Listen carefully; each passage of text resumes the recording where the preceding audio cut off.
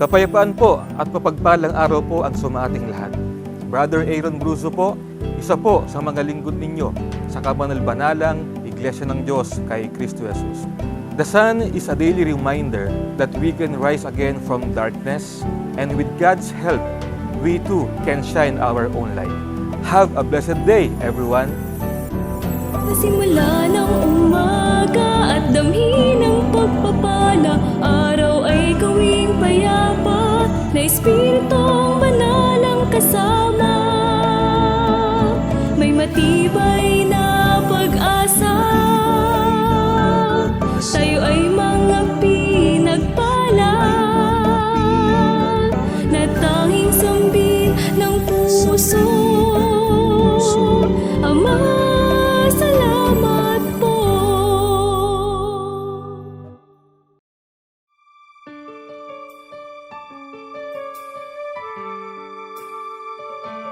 A blessed day to all!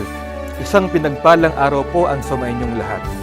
Ang daily reflection po natin sa araw na ito na mula sa aklat na Love Notes ay mula po sa Ephesians chapter 1 verses 7 and 8 na ganito po ang sinasabi.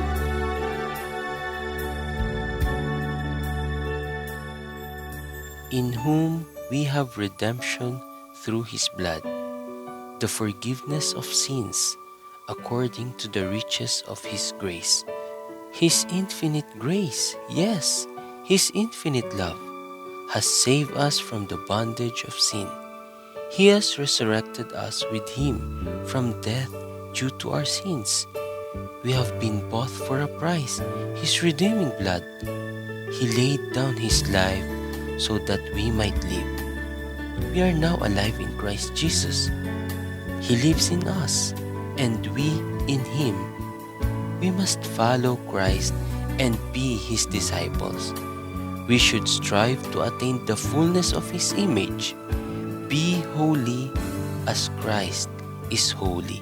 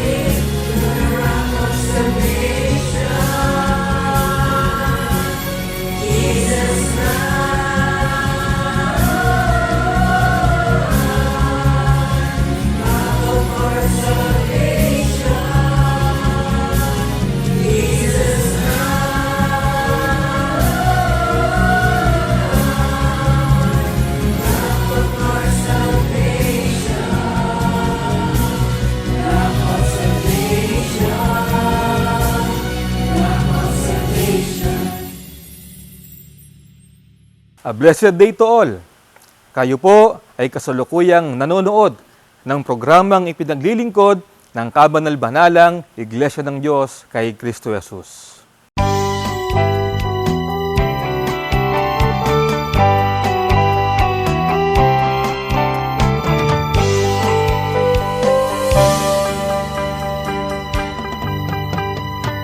A blessed day to all! Ako pong muli si Sister Lorraine Tayaw. At ako naman po si Brother Kairos Bernabe. At ngayong araw po ay welcome po namin kayo sa panibagong episode ng Youth Worshiping God, Heroes of Faith Edition.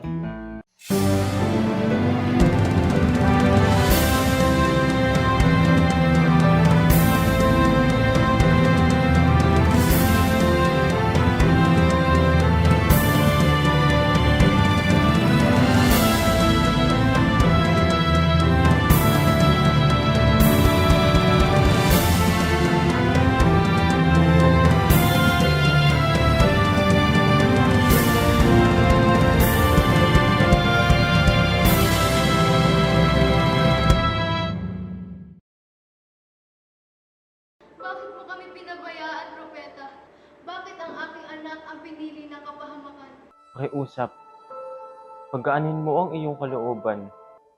Mananalangin ako sa Diyos ng Israel. Magtiwala ka na hindi niya pababayaan ang mga lingkod na nagtitiwala sa Kanya. Nakikiusap ako sa iyo, Propeta. Tulungan mo ako at ang aking anak. Alam kong ikaw ay lingkod ng Diyos at ang mga sinasabi ng Diyos ay totoo. Hindi naman nabigo si Elias, sapagkat ang buhay ng bata ay muling nanumbalik. Ang himalang ito ay nagbigay ng pag-asa at kaginhawahan sa kalooban ng balo. Ang Diyos ng Israel ay tunay na makapangyarihan at nagbibigay ng buhay. Tandaan mo ang araw na ito. Pagpatuloy mo lamang ang iyong pananampalataya at tiwala sa Kanya.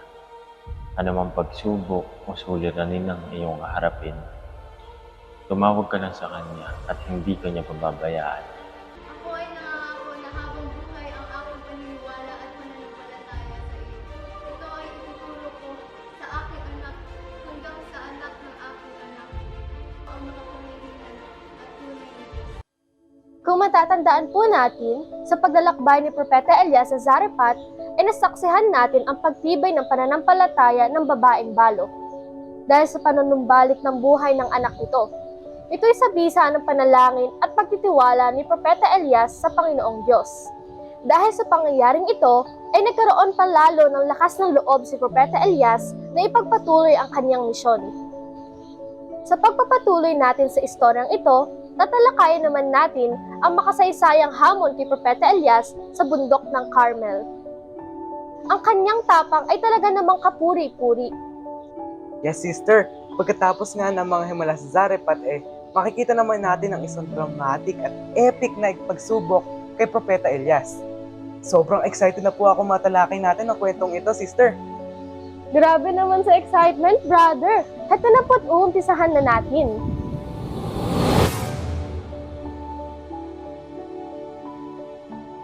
Makalipas nga ang ilang panahon ng pananatili ni Elias sa bayan ng Zarephath, ay inutos ng Diyos sa kanya na makipagkita ng muli kay Haring Ahab, sapagkat malapit na siyang magpadala ng ulan.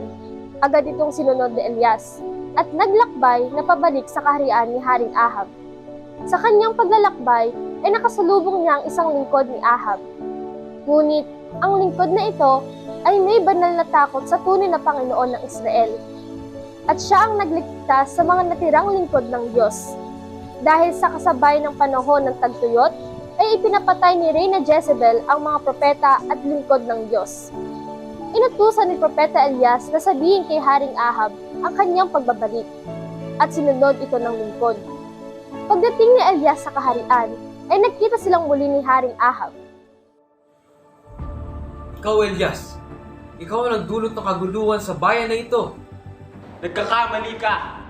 Ikaw ang nag-akit sa bayan na ito patungo sa kapahamakan sa pamamagitan ng pagsamba sa huwad na Diyos sa simbahan. Tinalikuran at tinakbil mo ang tunay na Diyos. Kaya hinahamon kita sa isang paligsahan kung sino nga ba ang tunay na Diyos. Aking inaanyayahan ng mga tao sa bayan na ito na magtungo sa bundok ng Carmel upang mapagdesisyonan kung sino ang tunay na Diyos.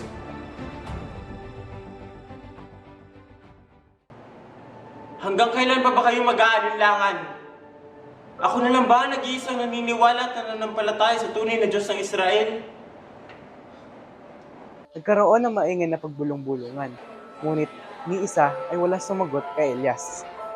Humingi si Elias ng 2 toro, ang isa ay para sa mga propeta ni Baal, at ang isa ay magiging alay ni Elias para sa Panginoon. Nagsimula na ang paligsahan, at nag-alay na ng toro ang mga propeta sa kanilang altar, at nagsimula na ngang magdasal.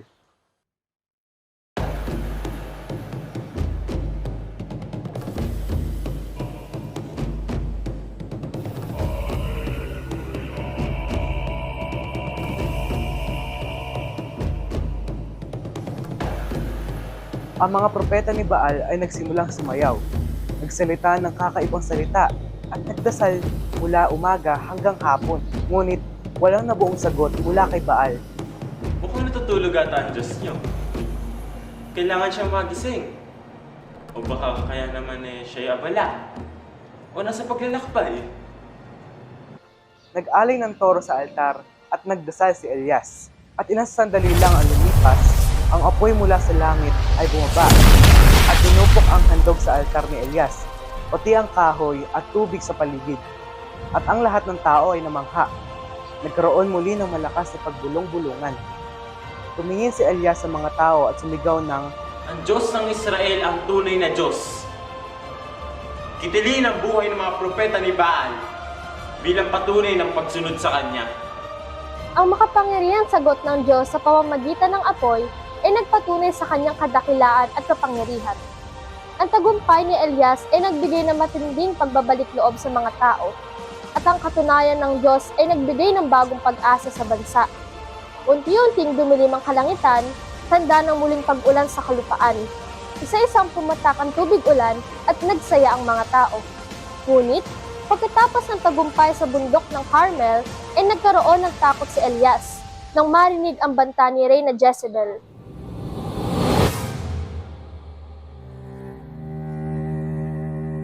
Matapos ang tagumpay, ay nagbanta si Reyna Jezebel kay Elias. Ang banta ni Reyna Jezebel ay halos magpabagsak sa pananampalataya at tapang ni Elias. Dahil sa banta ng Reyna, tumakas patungo sa disyerto si Elias at dumalangin sa Panginoon.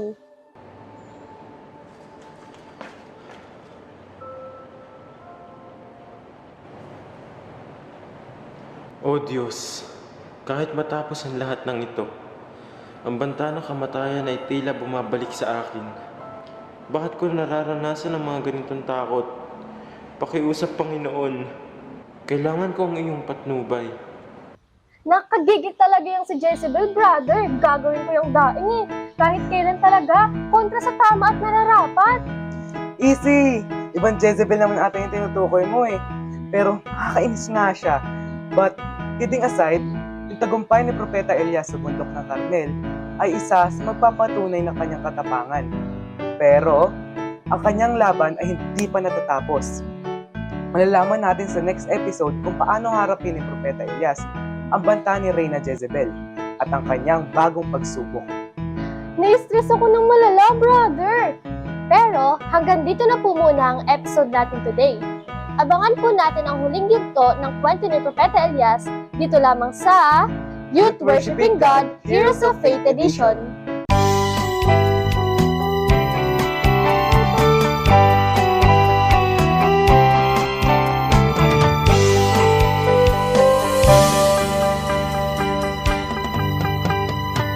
Maraming salamat po sa pagtangkilik ninyo sa ating pagtatanghal.